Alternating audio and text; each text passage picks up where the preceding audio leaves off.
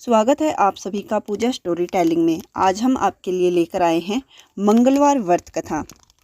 एक समय की बात है, एक ब्राह्मण दंपति की कोई संतान नहीं थी, जिस कारण वह बेहद दुखी थे। एक समय ब्राह्मण वन में हनुमान जी की पूजा के लिए गया। वहां उसने पूजा के साथ महावीर जी से एक पुत्र की कामना की।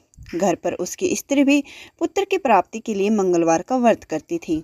वह मंगलवार के दिन व्रत के अंत में हनुमान जी को भोग लगाकर ही भोजन करती थी।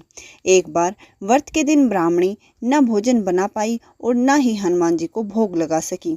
उसने प्रण किया कि वह अगले मंगलवार को हनुमान जी को भोग लगाकर ही भोजन करेगी। वह भूखी प्यासी 6 दिन तक पड़ी रही। मंगलवार के दिन वह बेहोश हो गई। हनुमान जी उसकी निष्ठा और लगन को देखकर प्रसन्न हुए। उन्होंने आशीर्वाद स्वरूप ब्राह्मणी को एक पुत्र दिया और कहा कि यह तुम्हारी बहुत सेवा करेगा। बालक को पाकर ब्राह्मणी अति प्रसन्न हुई। उसने बालक का नाम मंगल रखा।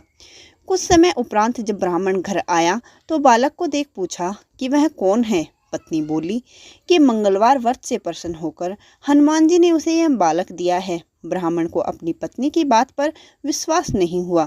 एक दिन मौका देख ब्राह्मण ने बालक को कुएं में गिरा दिया। घर पर लौटने पर ब्राह्मणी ने पूछा कि मंगल कहाँ है।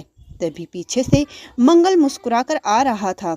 उसे वापस देखकर ब्राह्मण आश्चर्यचकित रह गया। रात को हनुमान जी ने उसे सपने में दर्शन दिए और बताया कि यह पुत्र उसे उन्होंने ही दिया है। ब्राह्मण सत्य जानकर बहुत खुश हुआ।